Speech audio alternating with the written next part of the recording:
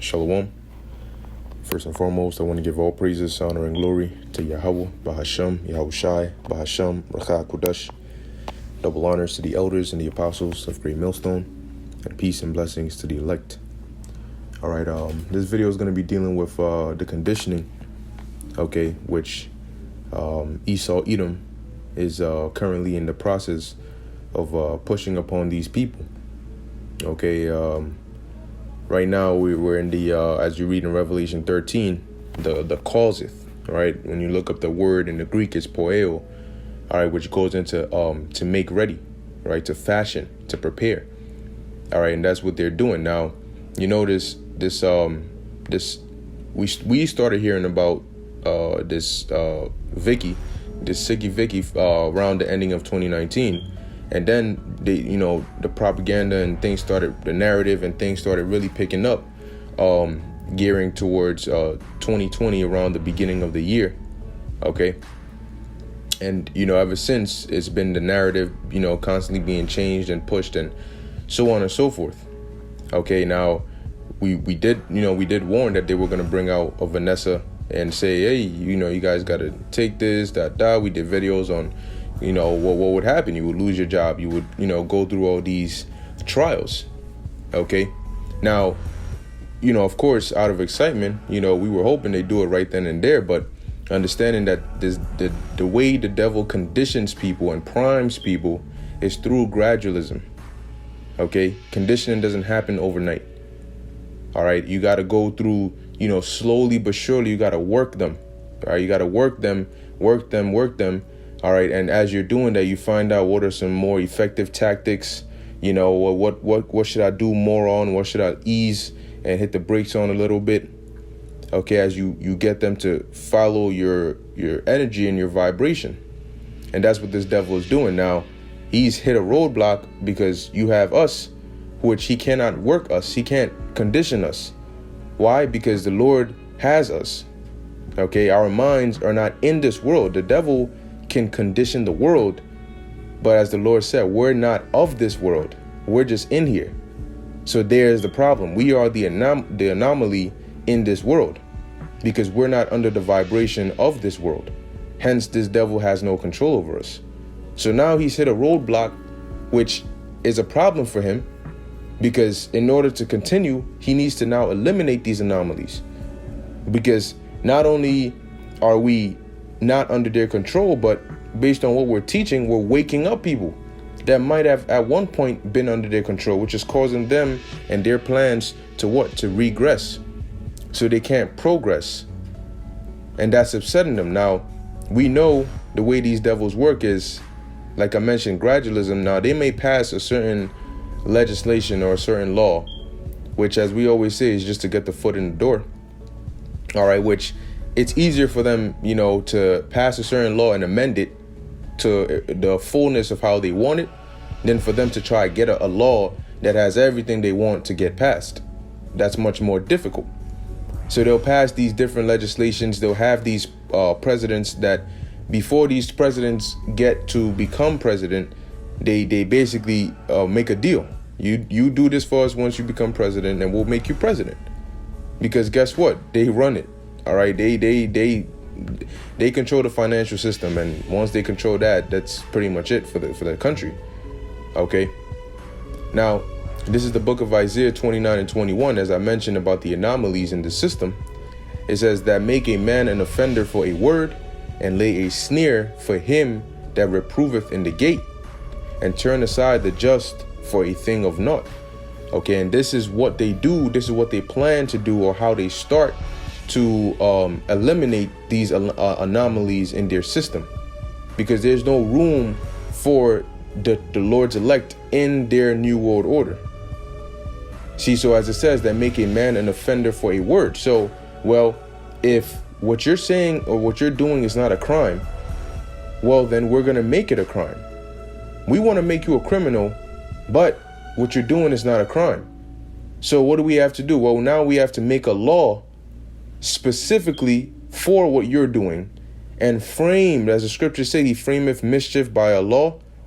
Okay, roughly paraphrasing. So they frame the us And if they can just get at least one tentacle and attach it to link us to that law being broken, whatever grievous laws that they have prescribed to write down before, okay, then they can say, oh, these anomalies are criminals and they need to be eliminated. There's no room for these people in our new normal, in our new world. And in the midst of doing that, they're keeping the rest of these people docile. And when they see too many people start to wake up, they turn up the heat, all right, and they start to throw out certain different events to distract people. They hit on people's emotions. They throw massive events to keep people, their attention diverted away from what these devils are truly doing. Okay? So as it says here, that make a man an offender for a word, and lay a snare for him that reproveth in the gate, and turn aside the just for a thing of naught. And they've made it to where you have some Israelites that are so hooked on the bread and circuses and on the folly of this world that they don't even have to worry about those Israelites waking up. Then you have others who they need to keep docile through their pseudoscience, through their smooth words and their soft sayings, okay, to keep these people in a certain state of mind and groom them and prepare them. Right now, what you're seeing happening is they keep talking about a change. They keep talking about a shift. They keep talking about a new way.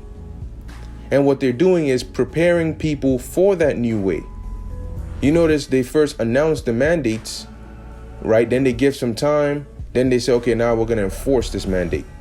Then they give it some time. Then another state or another country comes and announces the mandate.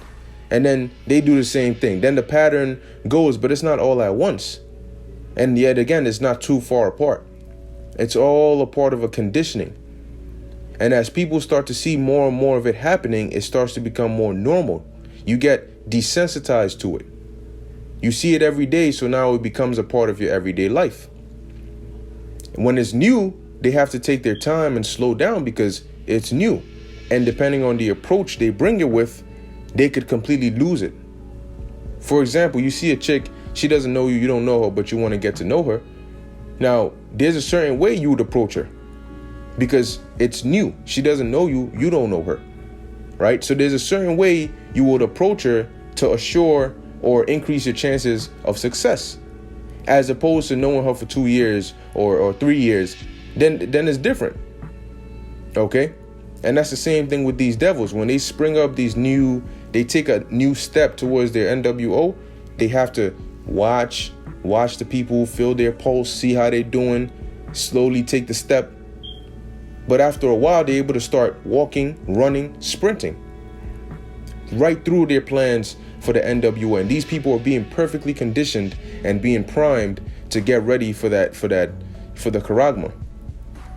Okay, now this is the book of Isaiah chapter 10 verse 1, and because the Lord has given us the eyes to see, we can literally see these people being hypnotized into a trance, getting used to having to, hey, now even in the train stations, you don't even need a Metro card. You could just use your card. If you have like a contactless payment, you just tap your card or bring it near the device and it'll read it. So quick, right? The train is coming. You don't now need to go to the machine, try to fill up your card. It's taking so much time, and then you miss your train. No, you just go, and then it senses it, and then you go through. Okay? You gotta go. You want to go somewhere that you gotta pull out. And now, what's more convenient, right? Wouldn't people rather have information stored on their phone, which they know they will always have on them, as opposed to a card? People feel that the chances of losing a card are much greater than the chances of losing your phone. The chances of forgetting your V card at home are much greater than the chances of forgetting your phone at home, because your phone serves more than one purpose. So wherever you are, chances are you'll have your phone on you. So people would, oh, you know what, just store it on my phone. It's easier that way. I just pull out my phone and you scan it and then give me permission to wherever it is that I want to go to. It's convenient, it's easy, and it's simple. And that's conditioning people. So they condition you so much through this Vanessa to where when the charagma comes out, it's nothing new. That's what they want. They don't want the people to react as though the charagma is something new. No, it's going to be just like another extension of the system that they've implemented through this Vanessa. Okay, the Vanessa, it's not about health. Okay, it's about policies, it's about powers, it's about conditioning. Health is just a way to get in the door. All right, so Isaiah 10:1, woe unto them that decree unrighteous decrees. They'll say, well, you know what? You're not down with us. You don't agree with us. Then you're an enemy. You're a terrorist. You're an enemy of the law, enemy of the state, and we need to get rid of you.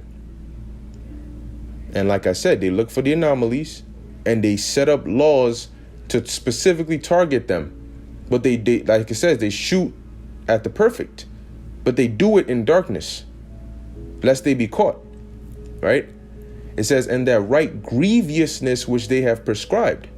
You can't go to the supermarket unless you come and let us do what we want to do to you, and then you show us proof that you have conformed to our ways, or else you can't eat. That's grievousness that they have prescribed. And they're slowly pushing. And they're saying one way or another, we're going to get you, whether by consent or by conquest. You either going to get down or you're going to lay down. Okay? That's the approach they're coming with. And now they're more so on the point of, all right, we told people to get down. Some of them did. Some of them didn't. So now we're going to start making you lay down. And now it's about, okay, well, who is going to break and who is not? Verse 2, to turn aside the needy from judgment and to take away the right from the poor of my people, that widows may be their prey and that they may rob the fatherless. Why? Because widows, poor, fatherless, these are people that are already at a disadvantage. So putting any extra pressure will be hard on them. Okay? When they people that are already in a well-off situation, they can manage it a little bit. They can hold out a little longer, right? They can manage, find loopholes easier. But once somebody that's already struggling prior to these mandates, and then you bring these on there, you basically leaving them with no choice. And then, and in this society, we Israelites, being on the bottom, are the poor and the widows and the fatherless, because they set up society that way. So who's it going to affect the most? Jake. And they set it up that way. Okay? Because ultimately, pursuant to Revelation 12:17, it says, and the dragon was wroth with the woman. Now the dragon today, all right, to put it plainly, will be Esau. Okay? And it says the dragon, because Esau is the dragon, Esau is the beast, Esau is the woman, okay, the whore, Babylon, because that's just Esau coming up under different powers or different names or different identities. Whether from the Greeks to the Romans, so if you were to categorize them as one people, they would be made up of what? Edomites.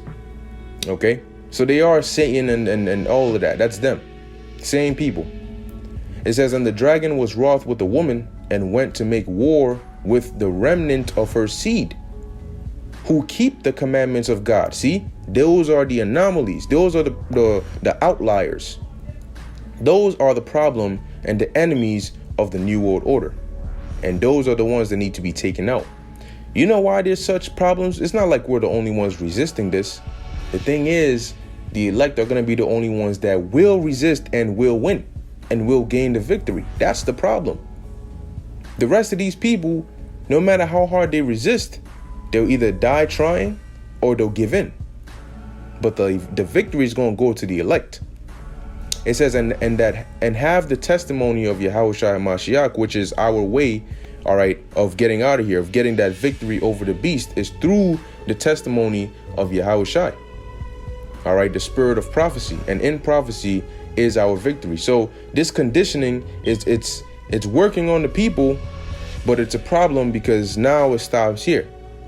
That's why they're going to come in like a flood, and they're going to be hit with an even bigger problem, because then there's going to be a standard lifted. And these devils, trust and believe, they're itching. They want to get rid of us so badly. Okay, we are becoming a bigger and bigger sore and cancer in their agenda, and they want to get rid of us so badly. And yet they have to think of what is the most efficient way to go about this without throwing our whole plan to hell. Okay, but as the scriptures say, they're going to come down with great wrath. And if they have to get everybody or the majority of people just so they can get the Lord's elect in between, they will do it. So long as they have enough to start over with, because these devils are heartless and brutal like that. But that's okay, because no matter how hard you try, Yahweh Ba'ashem Yahushua is going to stop you. You can only go so far. And when time is up, you understand that the very day Yahushua comes back, you're going in shackles. You don't get a preparation time, a notice period. The very day Yahushua comes back, you're going in shackles. Okay? 100 to 0, no, 100 to negatives real quick, like lightning. That's your fate. So, I mean, the sooner you make your move, the sooner you destroy yourself, if you really think about it. So it's a lose-lose for you, Esau. But anyway, with that, I'm going to end it here. Lord willing, that was edifying unto the elect. But just watch. Watch as they prime people and they walk to the tune of prophecy, just as we've been saying. You know why? Because prophecy never fails. And they're going to end up right where we've been pointing to for all these years, starting with our elders and apostles of Great Millstone on down. All right. So with that, I hope you were edified. In closing, I want to give all praises, honor, and glory to Yahweh, Bahashem, Yahushai, Bahashem, Rachak Kodash. Until next time, Shalom.